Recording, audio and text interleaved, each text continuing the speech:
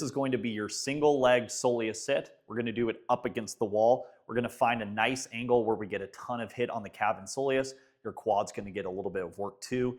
And then if this is not challenging enough, so if you're not at or near failure around 45-ish seconds, you need to add weight. We don't want to do this light. We want to do this heavy and hard. You should feel like you're in a fight. You're not just doing a hold.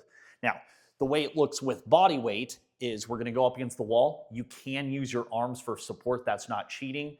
I'm going to sink down and I want to find a position with my foot. If my feet are too close and I just hold, I'm going to get a ton of action in the quad and not that much in the calf and soleus. So if I have my foot too far away, I'm barely going to be able to hold the position. So I like to start with my foot underneath my knee, and then I like to sneak it out to the point where I feel like I'm pushing myself back into the wall. It's almost like my foot, if it goes out any further, will slip away from me. That's going to get a nice hit into the soleus. So one more time, if I just go here and then I lift my heel, I feel that mainly in the quad. That's an important point. So here, foot out, and before I let go, I want to be pressing myself back into the wall. I want to feel like I've got a strong, stable foot, and I want to be engaging that calf and soleus, so squeezing that. And then once again, you can hold on to the wall. You can do this off a squat rack. Then it's 3. When I let go, I do not lose a millimeter. 2, 1, and boom. And then we're holding that isometric. When I'm in this position, I can explore bringing my knee towards 11 o'clock to get a little bit more of a pronation position, or I can bring it towards 1 o'clock to get a little bit more supination.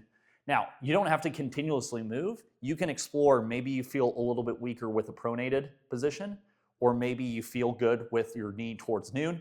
So you can change the angle of your knee towards 11, noon, or 1 to hit different angles. Now, for most people, you're going to need to add weight.